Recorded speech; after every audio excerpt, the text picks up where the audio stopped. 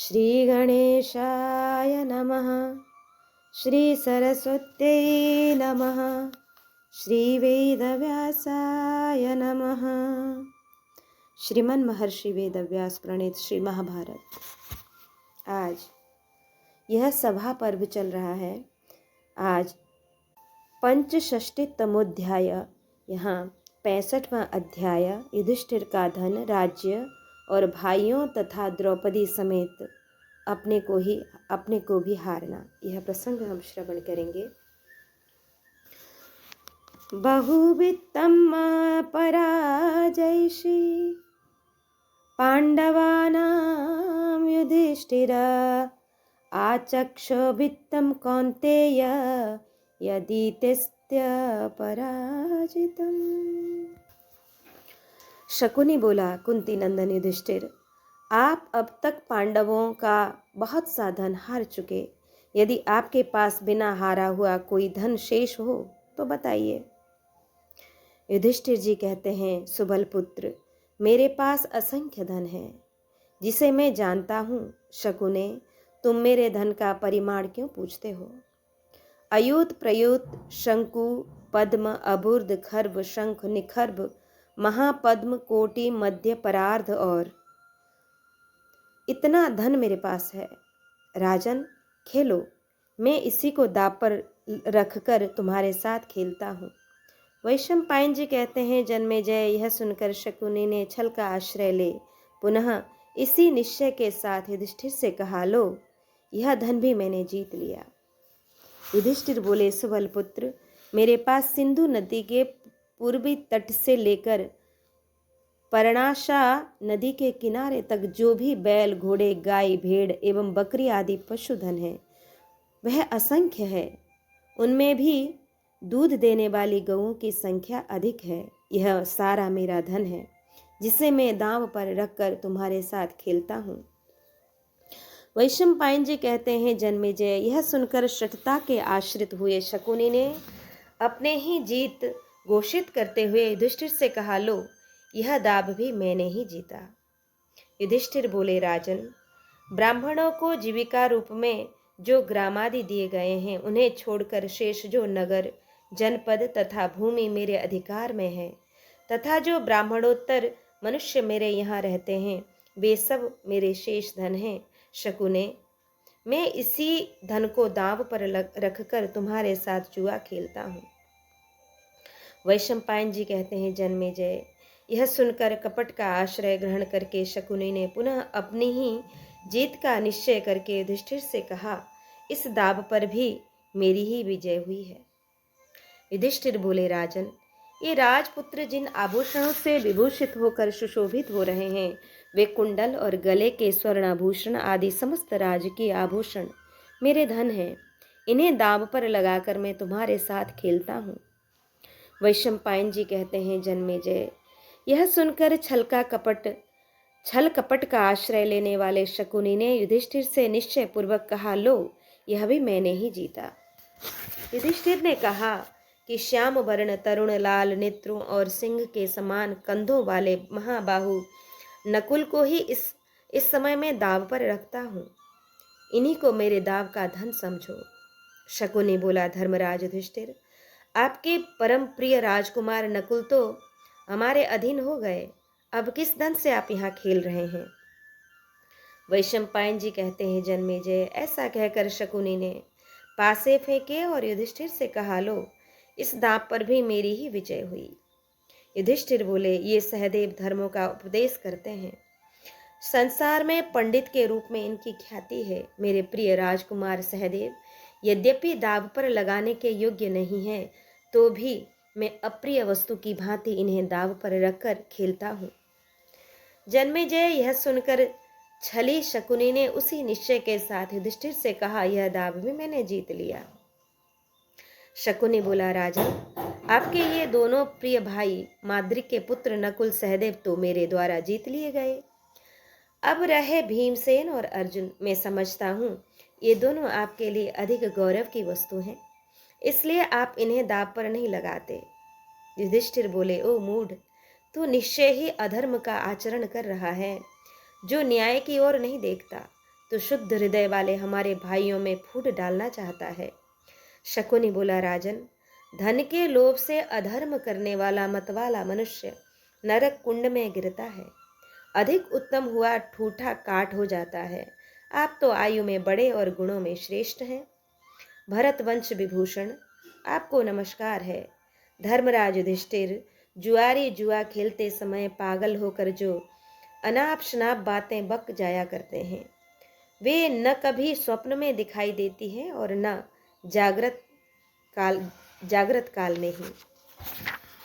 युधिष्ठिर ने कहा, शकुने, जो युद्ध रूपी समुद्र में हम लोगों को नौका की भांति पार लगाने वाले हैं तथा शत्रुओं पर विजय पाते हैं, वे लोक विख्यात वेगशाली वीर राजकुमार अर्जुन यद्यपि दाव पर लगाने योग्य नहीं हैं, तो भी उनको दाव पर लगाकर मैं तुम्हारे साथ खेलता हूँ। वैशंपायन जी कहते हैं कि जन्मेजय यह सुनकर कपटी शकुनी ने पूर्ववत विजय का निश्चय करके युधिष्ठिर से कहा, यह भी मैंने जीत लिया। शकुनी फिर बोला, राजन, ये पांडवों में धनुर्धर वीर सभ्यसाची अर्जुन मेरे द्वारा जीत लिए गए। पांडुनंदन, अब आपके पास भीमसेन ही जुआरियों को प्राप्त होने वाले धन के रूप में शेष है, अतः उन्हीं को दांव पर रख कर खेलिए। युधिष्ठिर ने कहा, राजन, जो युद्ध में हमारे सेनापति और दानव शत्रु वज्रघाती वज्रधारी इंद्र के समान अकेले ही आगे बढ़ने वाले हैं, जो तिरछी दृष्टि से देखते हैं, जिनकी भौहें धनुष की भांति झुकी हुई हैं, जिनका हृदय विशाल और कंधे सिंह के समान हैं, जो सदा अत्यंत अमर्ष में भरे रहते हैं, बल में जिनकी समानता करने वाला कोई पुरुष नहीं है, जो गदाधारियों में अग्रगण्य तथा अपने शत्रुओं को कुचल डालने वाले हैं, उन्हीं राजकुमार भीमसेन को दाव पर लगाकर मैं जुआ खेलता हूँ, यद्यपि वे इसके योग्य नहीं हैं। वैशंपायन जी कहते हैं, जन्मेजय, यह सुनकर शठता का आश्रय लेकर शकुनी ने उसी निश्चय के साथ युधिष्ठिर से कहा, यह भी मैंने जीत लिया। शकुनी बोला, कुंती नंदन, अब अपने भाइयों और हाथी घोड़ों सहित बहुत धन हार चुके, अब आपके पास बिना हारा हुआ धन कोई अवशिष्ट हो तो बताइए। युधिष्ठिर ने कहा, मैं अपने सब भाइयों में बड़ा और सबका प्रिय हूँ, अतः अपने को ही दांव पर लगाता हूँ। यदि मैं हार गया तो पराजित दास की भांति सब कार्य करूँगा। वैशंपायन जी कहते हैं, जन्मेजय, यह सुनकर कपटी शकुनी ने निश्चय पूर्वक अपनी जीत घोषित करते हुए युधिष्ठिर से कहा, ये दाव भी मैंने ही जीता। फिर शकुनी बोला, राजन, आप अपने को दाव पर लगाकर जो हार गए, यह आपके द्वारा बड़ा अधर्म कार्य हुआ। धन के शेष रहते हुए अपने आप को हार जाना महान पाप है। वैशंपायन जी कहते हैं, जन्मेजय, पासा फेंकने की विद्या में निपुण शकुनी ने राजा युधिष्ठिर से दाव लगाने के विषय में उक्त बातें कहकर सभा में बैठे हुए लोक प्रसिद्ध वीर राजाओं को पृथक पृथक पांडवों की पराजय सूचित की। और फिर शकुनी फिर कहने लगा, राजन, आपकी प्रियतमा द्रौपदी एक ऐसा दाव है जिसे आप अब तक नहीं हारे हैं, अतः पांचाल कुमारी कृष्णा को दांव पर रखिए और उसके द्वारा फिर अपने को जीत लीजिए। युधिष्ठिर ने कहा, जो न नाटी है, न लंबी है, कृष्ण वर्ण है, न अधिक रक्त वर्ण तथा जिसके केश नीले और घुंघराले हैं, उस द्रौपदी को दाव पर लगाकर मैं तुम्हारे साथ जुआ खेलता हूँ। उसके नेत्र शरद ऋतु के प्रफुल्ल कमल दल के समान सुंदर एवं विशाल हैं। उसके शरीर से शारदीय कमल के समान सुगंध फैलती रहती है। वह शरद ऋतु के समान सुगंध फैलाती रहती है। वह शरद ऋतु के कमलों का सेवन करती हैं तथा रूप में साक्षात लक्ष्मी के समान है। पुरुष जैसी स्त्री प्राप्त करने की अभिलाषा रखता है, उसमें वैसा ही दया भाव है, वैसी ही रूप संपत्ति है तथा वैसे ही शील स्वभाव है। वह समस्त सद्गुणों से संपन्न तथा मन के अनुकूल और प्रिय वचन बोलने वाली है। मनुष्य धर्म, काम और अर्थ की सिद्धि के लिए जैसी पत्नी की इच्छा रखता है, द्रौपदी वैसी ही है। वह ग्वालों और भेड़ों के चरवाहों से भी पीछे सोती है और सबसे पहले जागती है। कौन सा कार्य हुआ और कौन सा नहीं हुआ, इन सब की वह जानकारी रखती है। उसका श्वेत बिंदुओं से विभूषित मुख कमल के समान सुंदर और मल्लिका के समान सुगंधित है। उसका मध्य भाग वेदी के समान कृश दिखाई देता है। उसके सिर के केश बड़े बड़े हैं, मुख और ओष्ठ अरुण वर्ण के हैं तथा उसके अंगों में अधिक रुम बलियां नहीं हैं। सुबल पुत्र, ऐसी सर्वांग सुंदरी सुमध्यमा पांचाल राजकुमारी द्रौपदी को दांव पर रखकर मैं तुम्हारे साथ जुआ खेलता हूँ। यद्यपि ऐसा करते हुए मुझे महान कष्ट हो रहा है। वैशंपायन जी कहते हैं, जन्मेजय, बुद्धिमान धर्मराज के ऐसा कहते ही उस सभा में बैठे बड़े बूढ़े लोगों के मुख से धिक्कार है की आवाज आने लगी। राजन, उस समय सारी सभा में हलचल मच गई। राजाओं को बड़ा शोक हुआ। भीष्म, द्रोण और कृपाचार्य आदि के शरीर से पसीना छूटने लगा। विदुर जी तो दोनों हाथों से अपना सिर थाम कर बेहोश से हो गए थे। वे फुफकारते हुए सर्प की भांति उच्छ्वास लेकर मुख नीचे किए हुए गंभीर चिंता में निमग्न हो बैठे रह गए। बाल्हीक प्रतीप ने पौत्र सोमदत्त, भीष्म, संजय, अश्वत्थामा, भूरिश्रवा तथा धृतराष्ट्र पुत्र युत्सु ये सब मुंह नीचे किए सर्पों के समान लंबी सांसें खींचते हुए अपने दोनों हाथ मलने लगे। धृतराष्ट्र मन ही मन प्रसन्न हो उनसे बार बार पूछ रहे थे, क्या हमारे पक्ष की जीत हो रही है? वे अपनी प्रसन्नता की आकृति को न छिपा सके और दुशासन आदि के साथ कर्ण को तो बड़ा हर्ष हुआ, परंतु अन्य सभी सभासदों की आंखों से आंसू गिरने लगे। सुबल पुत्र शकुनी ने मैंने यह भी जीत लिया ऐसा कहकर पासों को पुनः उठा लिया। उस समय वह विजयोल्लास से सुशोभित हो और मदोन्मत्त हो रहा था। दुर्योधन ने कहा कि विदुर, यहाँ आओ। तुम जाकर पांडवों की प्यारी और मनोनुकूल पत्नी द्रौपदी को यहाँ ले आओ। वह पापाचारिणी शीघ्र यहाँ आए और मेरे महल में झाड़ू लगाए। उसे वही दासियों के साथ रहना होगा। विदुर ने कहा, ओ मूर्ख, तेरे जैसे नीच के मुख से ऐसे दुर्वचन निकल सकता है? अरे, तू काल पाश से बंधा हुआ है, इसलिए कुछ समझ नहीं पाता। तू ऐसे ऊंचे स्थान में लटक रहा है जहां से गिरकर प्राण जाने में अधिक विलंब नहीं, किंतु तुझे इस बात का पता नहीं है कि तू एक साधारण मृग होकर व्याघ्रों को अत्यंत क्रुद्ध कर रहा है। मंदात्मन, तेरे सिर पर कोप से भरे हुए महान विषधर सर्प चढ़ाए हैं। तू उनका क्रोध न बढ़ा, यमलोक में जाने को उद्यत न हो। द्रौपदी कभी दासी नहीं हो सकती, क्योंकि राजा युधिष्ठिर जब पहले अपने को हारकर द्रौपदी को दांव पर लगाने का अधिकार खो चुके थे, उस दशा में उन्होंने उसे दांव पर रखा है। अतः मेरा विश्वास है कि द्रौपदी हारी नहीं गई। जैसे बांस अपने नाश के लिए ही फल धारण करता है, उसी प्रकार धृतराष्ट्र के पुत्र इस राजा दुर्योधन ने महान भयदायक वैरी की सृष्टि के लिए इस जुए के खेल को अपनाया है। यह ऐसा मतवाला हो रहा है कि मौत सिर पर नाच रही है, किंतु उसे इसका पता ही नहीं चला। किसी को मर्म भेदी बात न कहे, किसी से कठोर वचन न बोले, नीच कर्म के द्वारा शत्रु को वश में करने की चेष्टा न करे। जिस बात से दूसरे को उद्वेग हो, जो जलन पैदा करने वाली और नरक की प्राप्ति करने वाली हो, वैसी बात मुंह से कभी न निकाले। मुंह से जो कटु वचन रूपी बाण निकलते हैं, उनसे आहत हुआ मनुष्य रात दिन शोक और चिंता में डूबा रहता है। वे दूसरे के मर्म पर ही आघात करते हैं। अतः विद्वान पुरुष को दूसरों के प्रति निष्ठुर वचनों का प्रयोग नहीं करना चाहिए। कहते हैं, एक बकरा कोई शस्त्र निगलने लगा, किंतु जब वह निगल न सका तब उसने पृथ्वी पर अपना सिर पटक पटक कर उस शस्त्र को निगल जाने का प्रयत्न किया, जिसका परिणाम यह हुआ कि वह भयानक शस्त्र उस बकरे का ही गला काटने वाला हो गया। इसी प्रकार तुम पांडवों से वैर न ठानो। कुंती के पुत्र किसी वनवासी, गृहस्थ, तपस्वी अथवा विद्वानों से ऐसी कड़ी बात कभी नहीं बोलते। तुम्हारे जैसे कुत्ते के से स्वभाव वाले मनुष्य ही सदा इस तरह दूसरों को भूखा करते हैं। धृतराष्ट्र का पुत्र नरक के अत्यंत भयंकर एवं कुटिल द्वार को नहीं देख रहा है। दुशासन के साथ कौरवों में बहुत से लोग दुर्योधन की इस द्युत क्रीड़ा में उसके साथी बन गए।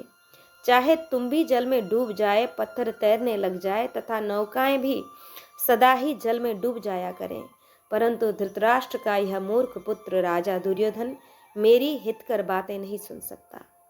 यह दुर्योधन निश्चय ही कुरुकुल का नाश करने वाला होगा। इसके द्वारा अत्यंत भयंकर सर्वनाश का अवसर उपस्थित होगा। यह अपने सुहृदों का पांडित्यपूर्ण हितकर वचन भी नहीं सुनता। इसका लोभ बढ़ता ही जा रहा है। वैशंपायन जी कहते हैं कि जन्मेजय, धृतराष्ट्र पुत्र दुर्योधन गर्व से उन्मत्त हो रहा था। उसने विदुर को धिक्कारा है। ऐसा कहकर प्रातिकामी की ओर देखा और सभा में बैठे हुए श्रेष्ठ पुरुषों के बीच उसने कहा कि दुर्योधन बोला, प्रातिकामिन, तुम द्रौपदी को यहाँ ले आओ। तुम्हें पांडवों से कोई भय नहीं है।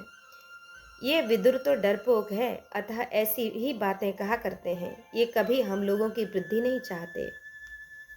वैशंपायन जी कहते हैं, जन्मेजय, दुर्योधन के ऐसा कहने पर राजा की आज्ञा शिरोधार्य करके वह सूत प्रतिका में शीघ्र चला गया एवं जैसे कुत्ता सिंह की माद में घुसे उसी प्रकार उस राजभवन में प्रवेश करके वह पांडवों की महारानी के पास गया। प्रातिकामी बोला, द्रुपद कुमारी, धर्मराज युधिष्ठिर जुए के मद से उन्मत्त हो गए थे। उन्होंने सर्वस्व हार कर आपको दांव पर लगा दिया। तब दुर्योधन ने आपको ही जीत लिया। यज्ञसेनी, अब आप धृतराष्ट्र के महल में पधारें। मैं आपको वहां दासी का काम करवाने के लिए ले चलता हूँ। द्रौपदी ने कहा, प्रातिकामिन, तू ऐसी बातें कैसे कहता है? कौन राजकुमार अपनी पत्नी को दाव पर रखकर जुआ खेलेगा? क्या राजा युधिष्ठिर जुए के नशे में इतने पागल हो गए कि उनके पास जुआरियों को देने के लिए दूसरा कोई धन नहीं रह गया? प्रातिकामी बोला, राजकुमारी, जब जुआरियों को देने के लिए दूसरा कोई धन नहीं रह गया, तब अजात शत्रु पांडु नंदन युधिष्ठिर इस प्रकार जुआ खेलने लगे। पहले तो उन्होंने अपने भाइयों को दाव पर लगाया, उसके बाद अपने को, और अंत में आपको भी दाव पर रख दिया। द्रौपदी ने कहा, सूत पुत्र, तुम सभा में उन जुआरी महाराज के पास जाओ और जाकर यह पूछो कि आप पहले अपने को हारे थे या मुझे। सूत नंदन, यह जानकर आओ, तब मुझे ले चलो।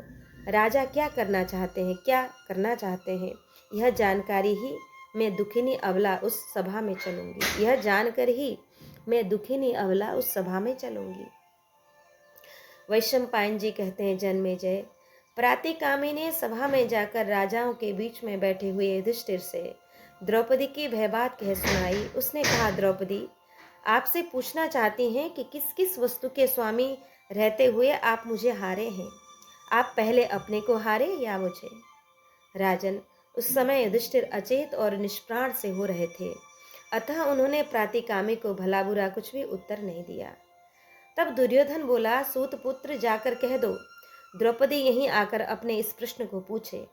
यही सब सभासद उसके प्रश्न और युधिष्ठिर के उत्तर को सुने।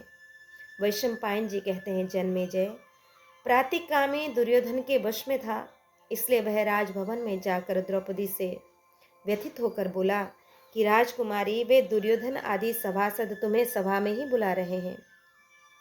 मुझे तो ऐसा जान पड़ता है अब कौरवों के विनाश का समय आ चुका है। जो दुर्योधन इतना गिर गया है कि तुम्हें सभा में बुलाने का साहस करता है, वह कभी अपने धन वैभव की रक्षा नहीं कर सकता। द्रौपदी ने कहा, सूत पुत्र, निश्चय ही विधाता का ऐसा ही विधान है। बालक और वृद्ध सबको सुख दुख प्राप्त होते हैं। जगत में एकमात्र धर्म को ही श्रेष्ठ बतलाया जाता है। यदि हम उसका पालन करें तो वह हमारा कल्याण करेगा। मेरे इस धर्म का उल्लंघन न हो, इसलिए तुम सभा में बैठे हुए कुरुवंशियों के पास जाकर मेरी यह धर्मानुकूल बात पूछो। इस समय मुझे क्या करना चाहिए, वे धर्मात्मा, नीतिज्ञ और श्रेष्ठ महापुरुष मुझे जैसी आज्ञा देंगे मैं निश्चय ही वैसा ही करूंगी। द्रौपदी का यह कथन सुनकर सूत प्रतिकामी ने पुनः सभा में जाकर द्रौपदी के प्रश्न को दोहराया, किंतु उस समय दुर्योधन के उस दुराग्रह को जानकर सभी नीचे मुंह किए बैठे थे। कोई कुछ भी नहीं बोला। वैशंपायन जी कहते हैं, जन्मेजय, दुर्योधन क्या करना चाहता है, यह सुनकर युधिष्ठिर ने द्रौपदी के पास एक ऐसा दूत भेजा जिसे वह पहचानती थी और उसी के द्वारा यह संदेश कहलाया, पांचाल कुमारी, यद्यपि तुम रजस्वला और नीबी को नीचे रखकर एक ही वस्त्र धारण कर रही हो, तो भी उसी दशा में रोती हुई सभा में आकर अपने ससुर के सामने खड़ी हो जाओ। तुम जैसी राजकुमारी को सभा में आई देख सभी सभासद मन ही मन इस दुर्योधन की निंदा करेंगे। राजन, वह बुद्धिमान दूत तुरंत द्रौपदी के भवन में गया। वहां उसने धर्मराज का निश्चित मत उससे बता दिया। इधर महात्मा पांडव सत्य के बंधन से बंधकर अत्यंत दीन और दुखमग्न हो गए। उन्हें कुछ भी सूझ नहीं पड़ता था। उनके दीन मुंह की ओर देखकर राजा दुर्योधन अत्यंत प्रसन्न हो सूत से बोला, प्रातिकामिन, तुम द्रौपदी को यहीं ले आओ। उसके सामने ही धर्मात्मा कौरव उसके प्रश्नों का उत्तर देंगे। तदंतर दुर्योधन के वश में रहने वाला प्रातिकामी ने द्रौपदी के क्रोध से डरते हुए अपने मान सम्मान की परवाह न करके पुनः सभासदों से पूछा, मैं द्रौपदी को क्या उत्तर दूं? दुर्योधन बोला, दुशासन, यह मेरा सेवक सूत पुत्र प्रातिकामी बड़ा मूर्ख है। इसे भीमसेन का डर लगा हुआ है। तुम स्वयं द्रौपदी को यहाँ पकड़ लाओ। हमारे शत्रु पांडव इस समय हम लोगों के वश में हैं। वे तुम्हारा क्या कर लेंगे? भाई का यह आदेश सुनकर राजकुमार दुशासन उठ खड़ा हुआ और लाल आंख किए वहां से चल दिया।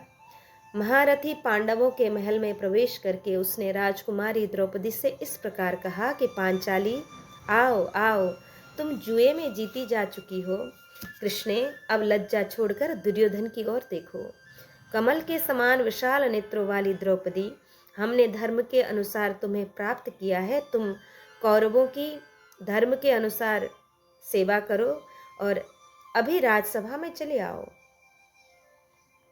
यह सुनकर द्रौपदी का हृदय अत्यंत दुखी होने लगा। उसने अपने मलिन मुख को हाथ से पोंछा, फिर उठकर वह आर्त अबला उसी ओर भागी जहां बूढ़े महाराज धृतराष्ट्र की स्त्रियां बैठी हुई थी। तब दुशासन भी रोष से गरजता हुआ बड़े वेग से उसी के पीछे दौड़ा। उसने महाराज युधिष्ठिर की पत्नी द्रौपदी के लंबे नीले और लहराते हुए केशों को पकड़ लिया, जो केश राजसूय महायज्ञ के अवभृत स्नान के मंत्रपूत जल से सींचे गए थे। उन्हीं को दुशासन ने पांडवों के पराक्रम की अवहेलना करके बलपूर्वक पकड़ लिया। लंबे लंबे केशों वाली वह द्रौपदी यद्यपि सनाथ थी, तो भी दुशासन उस बेचारी आर्त अबला को अनाथ की भांति घसीटता हुआ सभा के समीप ले आया और जैसे वायु केले के वृक्ष को झकझोर कर झुका देता है, उसी प्रकार वह द्रौपदी को बलपूर्वक खींचने लगा। दुशासन के खींचने से द्रौपदी का शरीर झुक गया। उसने धीरे से कहा, ओ मंदबुद्धि दुष्टात्मा दुशासन, मैं रजस्वला हूँ तथा मेरे शरीर पर एक ही वस्त्र है। इस दशा में मुझे सभा में ले जाना अनुचित है। यह सुनकर दुशासन उसके काले काले केशों को और जोर से पकड़कर कुछ बकने लगा।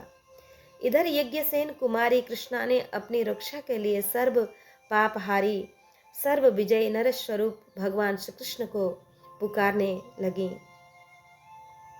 दुशासन बोला, द्रौपदी, तू रजस्वला एक वस्त्रा अथवा नंगी ही क्यों न हो, हमने तुझे जुए में जीता है। अब तू हमारी दासी हो चुकी है, इसलिए अब तुझे हमारी इच्छा के अनुसार दासियों में ही रहना पड़ेगा।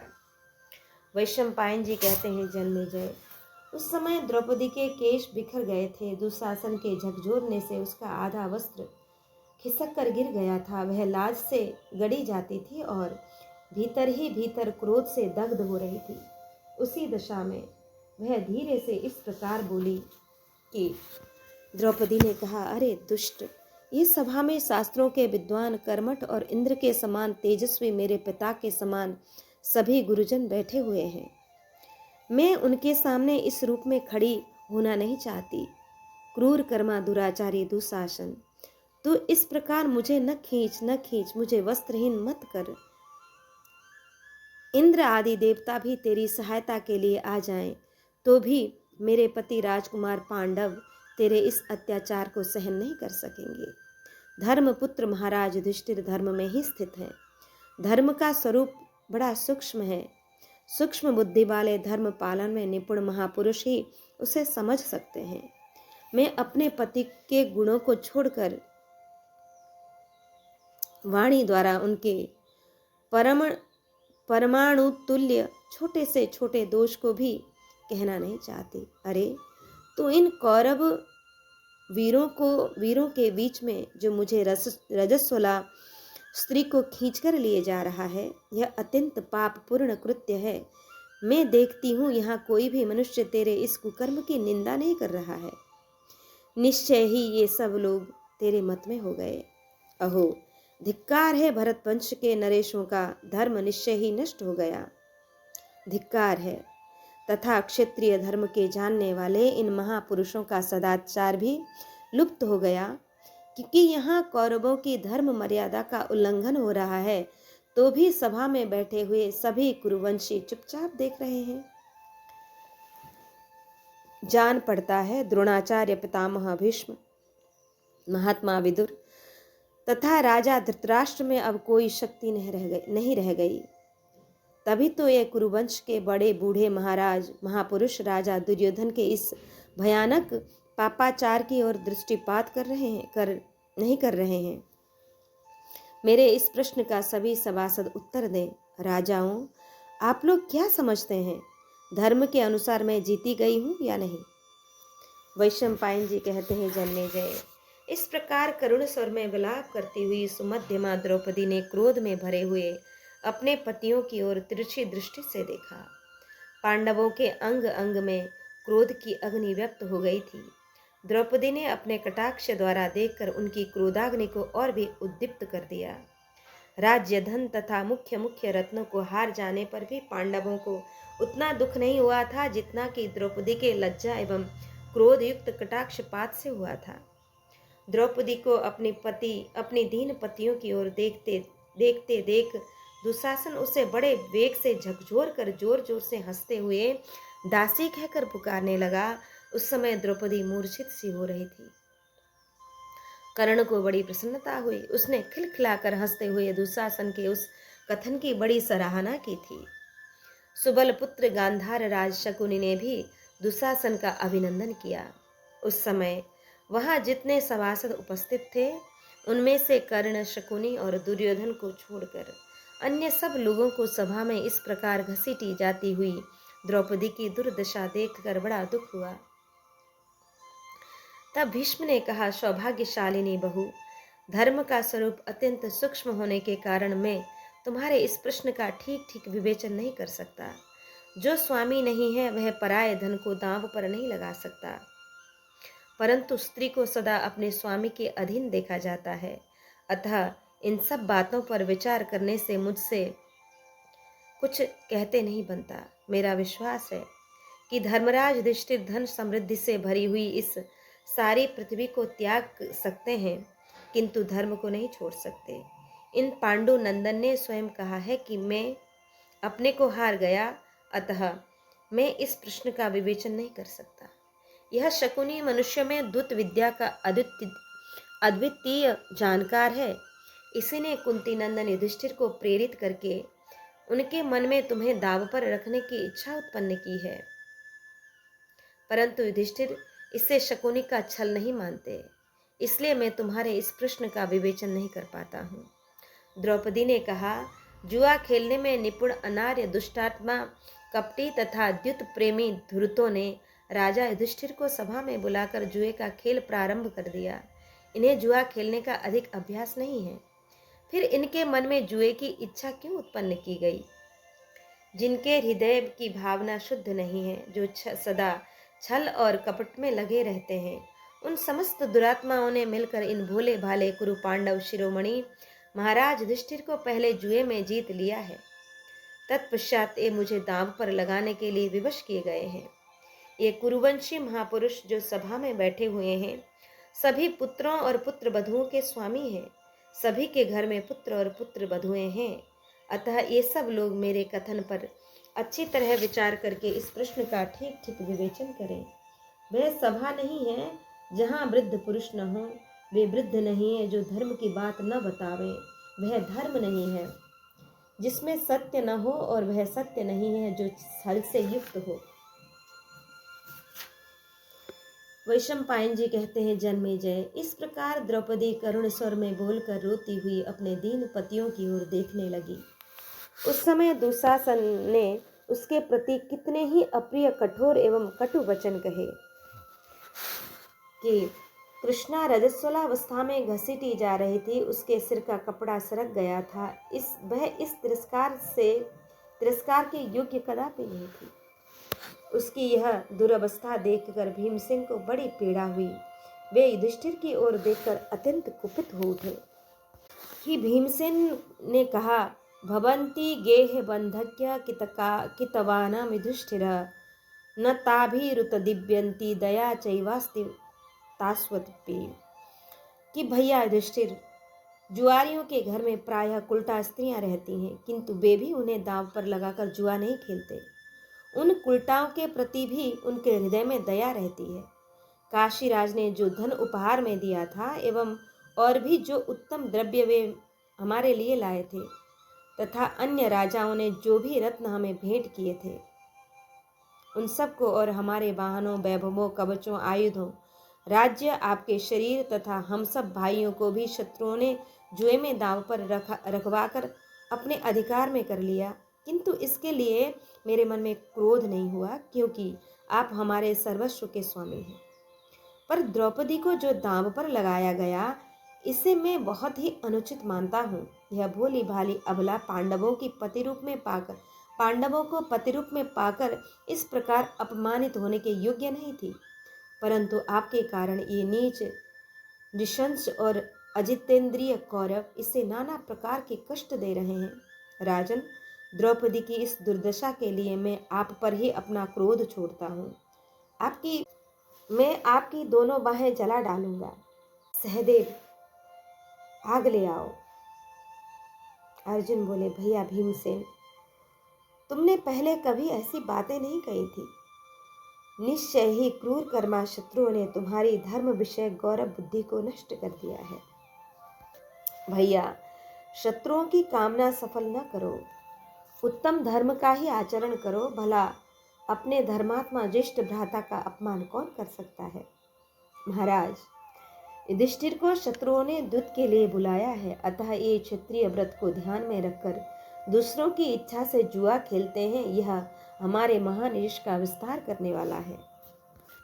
भीमसेन ने कहा, अर्जुन, यदि मैं इस विषय में यह न जानता कि इनका यह कार्य क्षत्रिय धर्म के अनुकूल है, तो बलपूर्वक प्रज्वलित अग्नि में इनकी दोनों बाहों को एक साथ ही जलाकर राख कर डालता। वैशंपायन जी कहते हैं, जन्मेजय, पांडवों को दुखी और पांचाल राजकुमारी द्रौपदी को घसीटी जाती हुई देख धृतराष्ट्र नंदन विकर्ण ने कहा, भूमिपालो, द्रौपदी ने जो प्रश्न उपस्थित किया है उसका आप लोग उत्तर दें। यदि इसके प्रश्न का ठीक ठीक विवेचन नहीं किया गया तो हमें शीघ्र ही नरक भोगना पड़ेगा। पितामह भीष्म और पिता धृतराष्ट्र, ये दोनों कुरुवंश के सबसे अधिक वृद्ध पुरुष हैं। ये तथा परम बुद्धिमान विदुर जी मिलकर कुछ उत्तर क्यों नहीं देते। हम सब के आचार्य भारद्वाज नंदन, द्रोणाचार्य और कृपाचार्य, ये दोनों ब्राह्मण कुल के श्रेष्ठ पुरुष हैं। ये दोनों भी इस प्रश्न पर अपने विचार क्यों नहीं प्रकट करते। जो दूसरे राजा लोग चारों दिशाओं से यहाँ पधारे हैं, वे सभी काम और क्रोध को त्याग कर अपनी बुद्धि के अनुसार इस प्रश्न का उत्तर दें। राजाओं, कल्याणी द्रौपदी ने बार बार जिस प्रश्न को दोहराया है, उस पर विचार करके आप लोग उत्तर दें, जिससे मालूम हो जाए कि इस विषय में किसका क्या पक्ष है। इस प्रकार विकर्ण ने उन सब सभासदों से बार बार अनुरोध किया, परंतु उन नरेशों ने उस विषय में उससे भला बुरा कुछ नहीं कहा। उन सब राजाओं ने बार बार आग्रह करने पर भी जब कुछ उत्तर नहीं मिला, तब विकर्ण ने हाथ पर हाथ मलते हुए लंबी सांसें खींचकर कौरवों तथा अन्य भूमिपालों, आप लोग द्रौपदी के प्रश्न किसी प्रकार विचार प्रकट करें या न करें, मैं इस विषय में जो न्याय संगत समझता हूँ वह कहूँगा। नरश्रेष्ठ भूमिपालों, राजाओं के 4 दुर्व्यसन बताए गए हैं: शिकार, मदिरापान, जुआ तथा विषय भोग में अत्यंत आसक्ति। इन दुर्व्यसनों में आसक्त मनुष्य धर्म की अवहेलना करके मनमाना बर्ताव करने लगता है। इस प्रकार व्यसनासक्त पुरुष के द्वारा किए हुए किसी भी कार्य को लोग सम्मान नहीं देते हैं। ये पांडु नंदन युधिष्ठिर द्युत रूपी दुर्व्यसन में अत्यंत आसक्त हैं। इन्होंने धूर्त जुआरियों से प्रेरित होकर द्रौपदी को दांव पर लगा दिया है। सती साध्वी द्रौपदी समस्त पांडवों की समान रूप से पत्नी है, केवल युधिष्ठिर की ही नहीं है।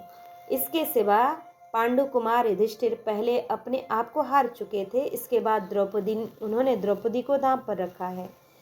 सब दावों को जीतने की इच्छा वाले सुबलपुत्र शकुनी ने ही द्रौपदी को दांव पर लगाने की बात उठाई है। इन सब बातों पर विचार करके मैं द्रुपद कुमारी कृष्णा को जीती हुई नहीं मानता।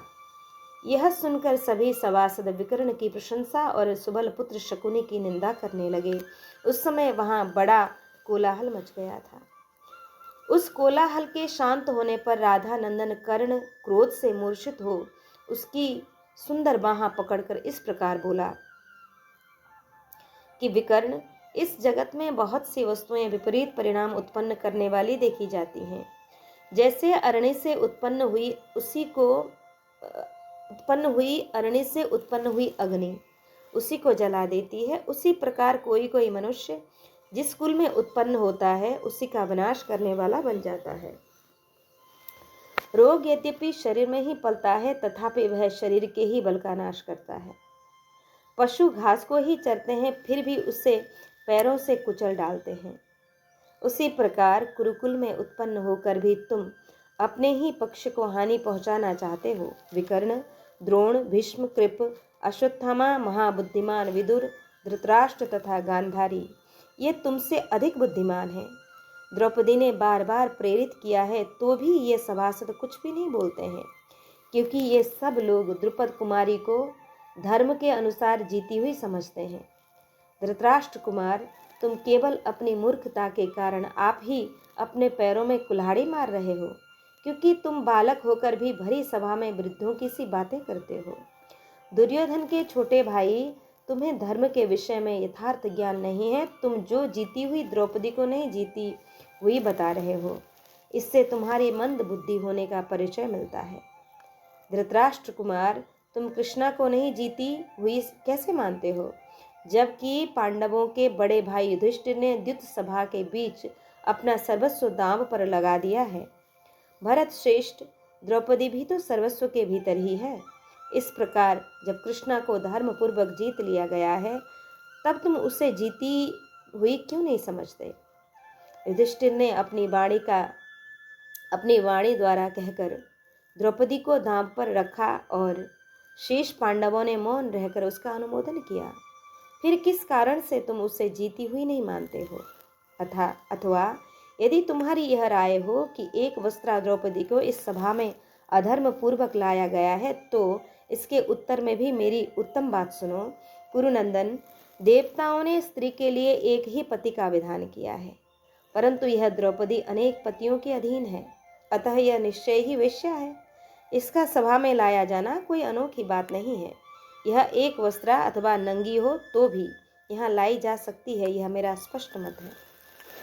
इन पांडवों के पास जो धन है, जो यह द्रौपदी है तथा जो ये पांडव हैं, इन सब को सुबलपुत्र शकुनी ने यहाँ जुए के धन के रूप में धर्म पूर्वक जीता है। दुशासन, यह विकर्ण अत्यंत मूढ़ है, तथापि विद्वानों की सी बातें बनाता है।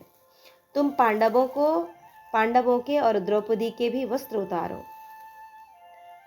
जन्मेजय कर्ण की बात सुनकर समस्त पांडव अपने अपने उत्तरीय वस्त्र उतारकर सभा में बैठ गए। राजन, तब दुशासन ने उस भरी सभा में द्रौपदी का वस्त्र बलपूर्वक पकड़कर खींचना प्रारंभ किया। जन्मेजय जब वस्त्र खींचा जाने लगा, तब द्रौपदी ने भगवान श्री कृष्ण का स्मरण किया। द्रौपदी ने कहा, ज्ञातं मया वसिष्ठेन पुरा गीतं महात्मना महात्यापि संप्राप्ते स्मर्तव्यो भगवन् हरि। मैंने पूर्व काल में महात्मा वशिष्ठ जी की बताई हुई इस बात को अच्छी तरह समझा है कि भारी विपत्ति पड़ने पर भगवान श्री हरि का स्मरण करना चाहिए। वैशंपायन जी कहते हैं, जन्मेजय, ऐसा कहकर, ऐसा विचार कर द्रौपदी ने बारंबार गोविंद और कृष्ण नाम ले लेकर पुकारा और आपत्ति काल में अभय देने वाले लोक प्रपितामह नारायण स्वरूप भगवान श्री कृष्ण का मन ही मन चिंतन किया। गोविंदेति सभा भाष्या कृष्णेति च पुनः पुनः मनसा चिंतयामास देवं नारायणं प्रभु। आपत्स भयदम कृष्णम लोकानां प्रपितामह। हे गोविंद, हे द्वारकावासी श्री कृष्ण, हे गोपांगनाओं के प्राण वल्लभ केशव, कौरव मेरा अपमान कर रहे हैं, क्या आप नहीं जानते? हे नाथ, हे रमण, हे रमानाथ, हे ब्रजनाथ, हे संकट नाशन जनार्दन, मैं कौरव रूप समुद्र में डूबी जा रही हूँ, मेरा उद्धार कीजिए। सच्चिदानंद स्वरूप श्री कृष्ण, महायोगिन, विश्वात्मा, विश्वभावन गोविंद, कौरवों के बीच में कष्ट पाती हुई मुझ शरणागत अबला की रक्षा कीजिए। राजन, इस प्रकार तीनों लोकों के स्वामी श्री श्याम सुंदर कृष्ण बार बार चिंतन करके मानिनी द्रौपदी दुखी हो अंचल से मुंह ढक कर जोर जोर से रोने लगी। द्रुपद नंदिनी की वह करुण पुकार सुनकर कृपालु श्री कृष्ण गदगद हो गए तथा शैया और आसन छोड़कर दया से द्रवित हो पैदल ही दौड़ पड़े। यज्ञसेन कुमारी कृष्णा अपनी रक्षा के लिए श्री कृष्ण, विष्णु, हरि और नर आदि भगवान नामों को जोर जोर से पुकार रही थी। इसी समय धर्म स्वरूप महात्मा श्री कृष्ण ने अव्यक्त रूप से उसके वस्त्र में प्रवेश करके भांति भांति के सुंदर वस्त्रों द्वारा द्रौपदी को आच्छादित कर दिया। जन्मेजय, द्रौपदी के वस्त्र खींचे जाते समय उसी तरह के दूसरे दूसरे अनेक वस्त्र प्रकट होने लगे। राजन, धर्म पालन के प्रभाव से वहां भांति भांति के सैकड़ों रंग बिरंगे वस्त्र प्रकट होते रहे। उस समय वहां बड़ा भारी कोलाहल मच गया। जगत में यह अद्भुत दृश्य देखकर सब राजा द्रौपदी की प्रशंसा और दुशासन की निंदा करने लगे। उस समय वहां समस्त राजाओं के बीच हाथ पर हाथ मलते हुए भीमसेन ने क्रोध से फड़कते हुए ओठों द्वारा भयंकर गर्जना के साथ यह शाप दिया कि प्रतिज्ञा की। भीमसेन ने कहा, देश देशांतर के निवासी क्षेत्रियों, आप लोग मेरी इस बात पर ध्यान दें। ऐसी बात आज से पहले न तो किसी ने कही होगी और न दूसरा कोई कहेगा ही। भूमि पालो, यह खोटी बुद्धि वाला दुशासन भरत वंश के लिए कलंक है। मैं युद्ध में बलपूर्वक इस पापी की छाती पकड़कर, इस पापी की छाती फाड़कर इसका रक्त पीऊंगा। यदि न पीऊं, अर्थात अपनी कही हुई उस बात को पूरा न करूं, तो मुझे अपने पूर्वज बाप दादों की श्रेष्ठ गति न मिले। वैशंपायन जी कहते हैं, जन्मेजय, भीमसेन की यह रोंगटे खड़े कर देने वाली भयंकर बात सुनकर वहां बैठे हुए राजाओं ने धृतराष्ट्र पुत्र दुशासन की निंदा करते हुए भीमसेन की भूरी भूरी प्रशंसा की। जब सभा में वस्त्रों का ढेर लग गया, तब दुशासन थक लज्जित हो चुपचाप बैठ गया। उस समय कुंती पुत्रों की ओर देखकर सभा में उपस्थित नरेशों की ओर से दुशासन पर रोमांचकारी शब्दों में धिक्कार की बौछार होने लगी। कौरव द्रौपदी के पूर्वोक्त प्रश्न पर स्पष्ट विवेचन नहीं कर रहे थे। अतः वहां बैठे हुए लोग राजा धृतराष्ट्र की निंदा करते हुए उन्हें कोसने लगे। तब संपूर्ण धर्मों के ज्ञाता विदुर जी ने अपनी दोनों भुजाएं उठाकर सभासदों को चुप कराया और इस प्रकार कहा कि इस सभा में पधारे हुए भूपालगण, द्रुपद कुमारी कृष्णा यहाँ अपना प्रश्न उपस्थित करके इस तरह अनाथ की भांति रो रही है, परंतु आप लोग उसका विवेचन नहीं करते। अतः यहाँ धर्म की हानि हो रही है। संकट में पड़ा हुआ मनुष्य अग्नि की भांति चिंता से प्रज्वलित हुआ सभा की शरण लेता है।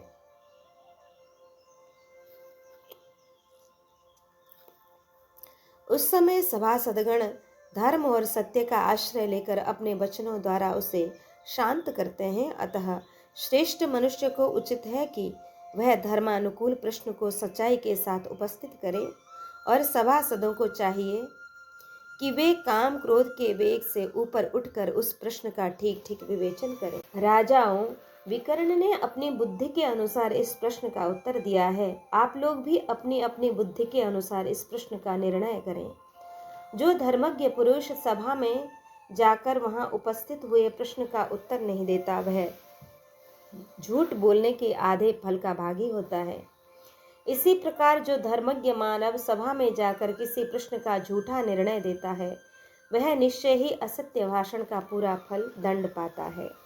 इस विषय में विज्ञ पुरुष प्रहलाद और अंगिरा कुमार मुनि सुधनबा के संवाद रूप इस प्राचीन इतिहास का उदाहरण दिया करते हैं। दैत्यराज प्रहलाद के एक पुत्र था विरोचन। उसका केशिनी नाम वाली एक कन्या की प्राप्ति के लिए अंगिरा के पुत्र सुधनवा के साथ विवाद हो गया। दोनों ही उस कन्या को पाने की इच्छा से मैं श्रेष्ठ हूँ ऐसा कहने लगे। मेरे सुनने में आया है कि उन दोनों ने अपनी बात सत्य करने के लिए प्राणों की बाजी लगा दी।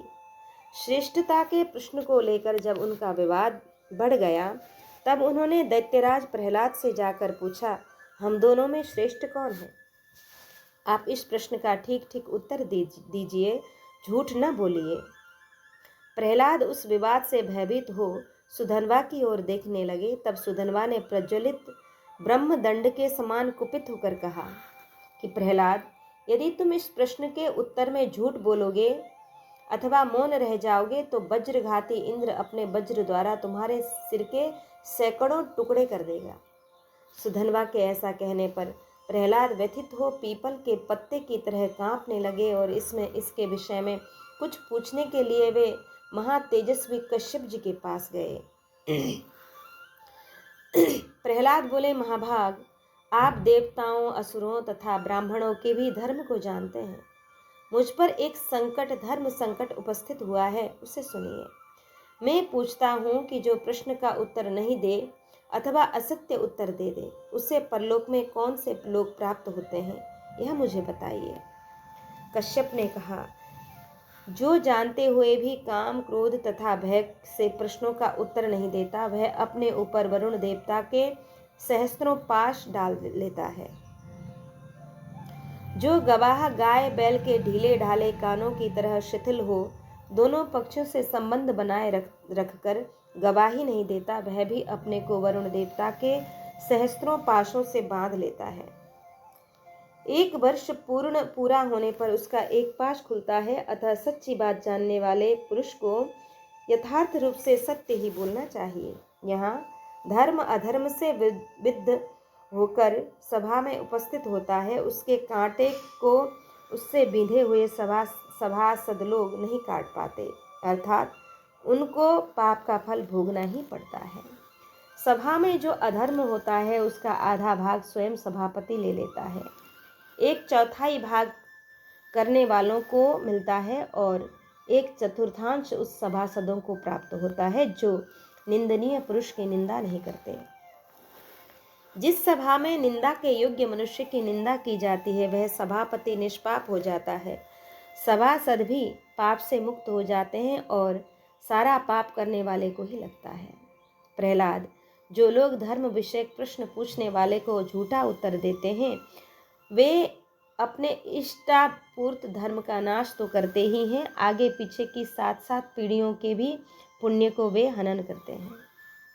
जिसका सर्वस्व छीन लिया गया हो, उसे जो दुख होता है, जिसका पुत्र मर गया हो, उसे जो शोक होता है, ऋणग्रस्त और स्वार्थ से वंचित मनुष्य को जो क्लेश होता है, पति से विहीन होने पर स्त्री को तथा राजा के कोप भाजन मनुष्य को जो कष्ट उठाना पड़ता है, पुत्रहीना नारी को जो संताप होता है और शेर के चंगुल में फंसे हुए प्राणी को जो व्याकुलता होती है, सौत वाली स्त्री को जो दुख होता है, साक्षियों ने जिसे धोखा दिया हो, उस मनुष्य को जो महान क्लेश होता है, इन सभी प्रकार के दुखों को देवताओं ने समान बतलाया है। झूठ बोलने वाला मनुष्य उन सभी दुखों का भागी होता है। समक्ष दर्शन, श्रवण और धारणा से साक्षी संज्ञा होती है, अतः सत्य बोलने वाला साक्षी कभी धर्म और अर्थ से वंचित नहीं होता। कश्यप जी की यह बात सुनकर प्रहलाद ने अपने पुत्र से कहा, विरोचन, सुधन्वा तुमसे श्रेष्ठ है, उसके पिता अंगिरा मुझसे श्रेष्ठ हैं और सुधन्वा की माता तुम्हारी माता से श्रेष्ठ हैं। अब यह सुधन्वा ही तुम्हारे प्राणों का स्वामी है।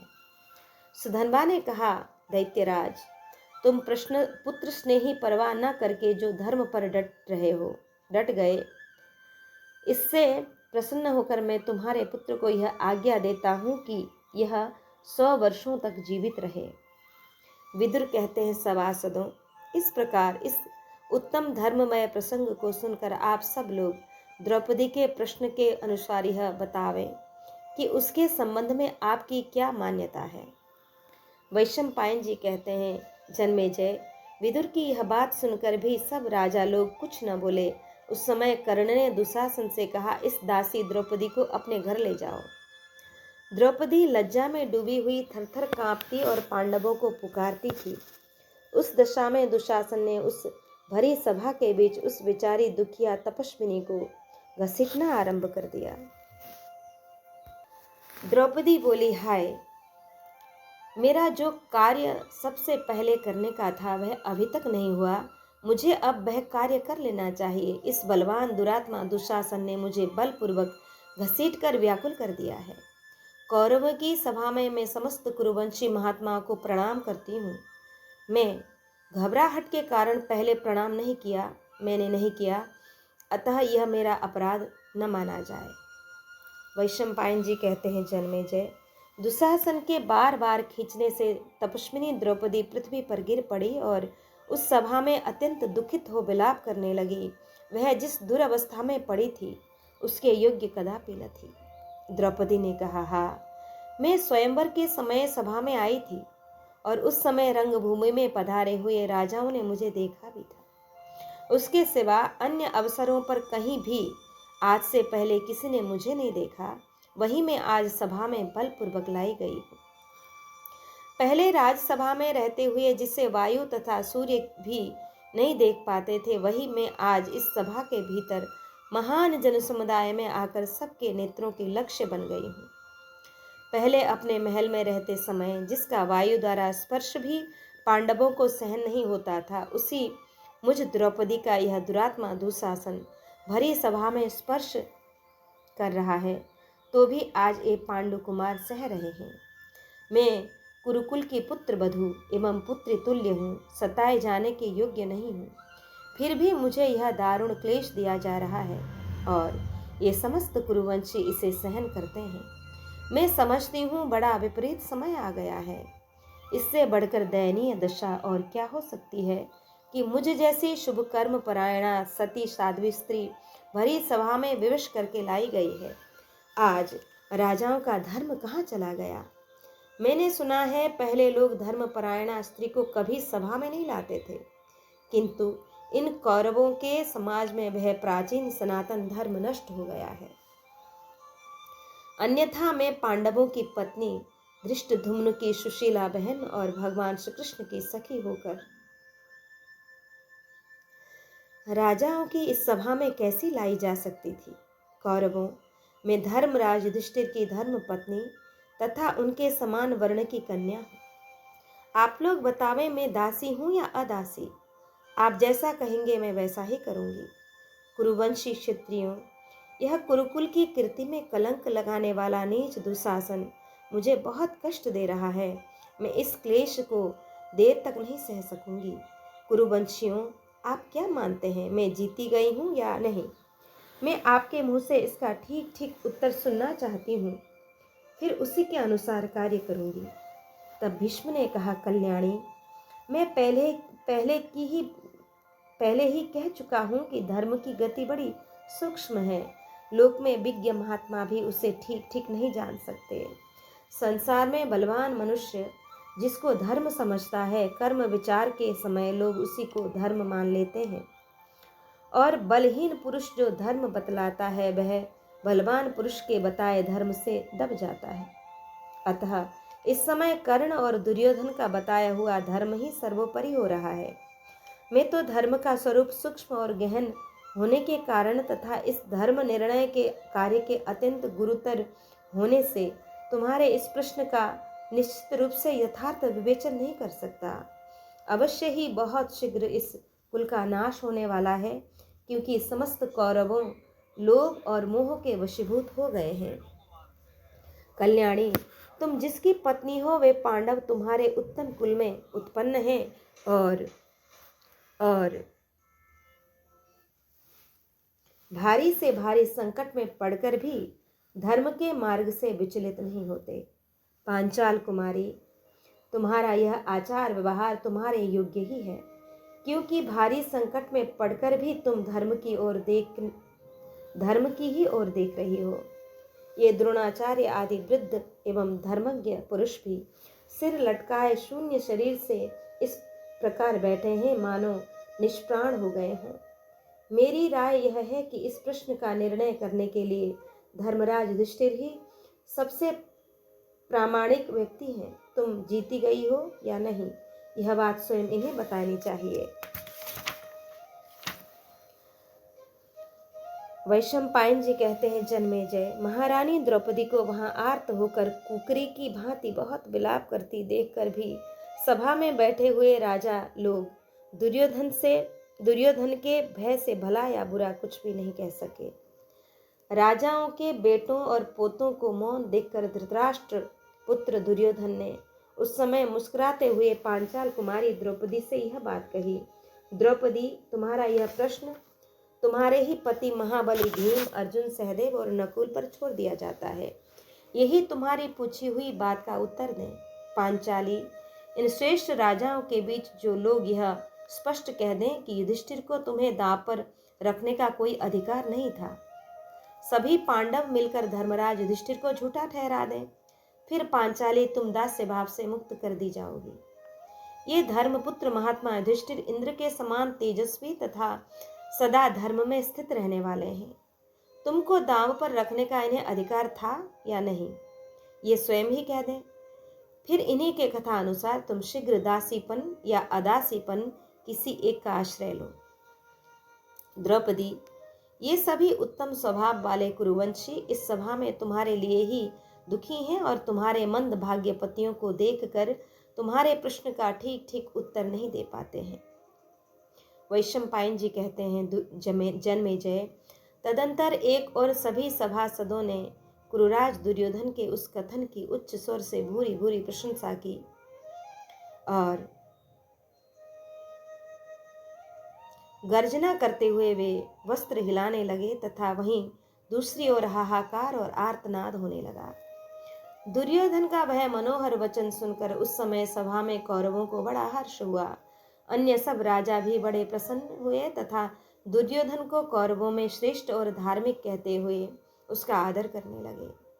फिर वे सब नरेश मुंह घुमाकर राजा युधिष्ठिर की ओर इस आशा से देखने लगे कि देखें ये धर्मज्ञ पांडु कुमार क्या कहते हैं। युद्ध में कभी पराजित न होने वाले पांडु नंदन अर्जुन किस प्रकार अपना मत व्यक्त करते हैं। भीमसेन, नकुल तथा सहदेव भी क्या कहते हैं। इसके लिए उन राजाओं के मन में बड़ी उत्कंठा थी। वह कोलाहल शांत होने पर भीमसेन अपनी चंदन चर्चित सुंदर दिव्य भुजा उठाकर इस प्रकार बोले कि भीमसेन ने कहा, यदि ये महामना धर्मराज युधिष्ठिर हमारे पितृतुल्य तथा इस पांडुकुल के स्वामी न होते तो हम कौरवों का यह अत्याचार कदापि सहन नहीं करते। ये हमारे पुण्य तप और प्राणों के भी प्रभु हैं। यदि ये द्रौपदी को दांव पर लगाने से पूर्व अपने को हारा हुआ नहीं मानते हैं, तो हम सब लोग इनके द्वारा दांव पर रखे जाने के कारण हारे जा चुके हैं। यदि मैं हार गया न होता, तो अपने पैरों से पृथ्वी का स्पर्श करने वाला कोई भी मरण धर्मा मनुष्य द्रौपदी के इन केशों को छू लेने पर मेरे हाथ से जीवित नहीं बच सकता था। राजाओं, परिघ के समान मोटी और गोलाकार मेरी इन विशाल भुजाओं की ओर तो देखो। इसके बीच में आकर इंद्र भी जीवित नहीं बच सकता। मैं धर्म के बंधन में बंधा हूँ। बड़े भाई के गौरव ने मुझे रोक रखा है और अर्जुन भी मना कर रहा है, इसलिए मैं इस संकट से पार नहीं हो पाता। यदि धर्मराज मुझे आज्ञा दे दें, तो जैसे सिंह छोटे मृगों को दबोच लेता है, उसी प्रकार मैं धृतराष्ट्र के इन पापी पुत्रों को तलवार की तरह हाथों के तलवार से ही मसल डालूं। वैशंपायन जी कहते हैं, राजन, तब भीष्म, द्रोण और विदुर ने भीमसेन को शांत करते हुए कहा, भीम, क्षमा करो, तुम सब कुछ कर सकते हो। इस प्रकार आज का प्रसंग यहाँ विश्राम लें। कल के प्रसंग में दूसरा चरित्र हम श्रवण करेंगे। जय जय श्री राधे श्याम।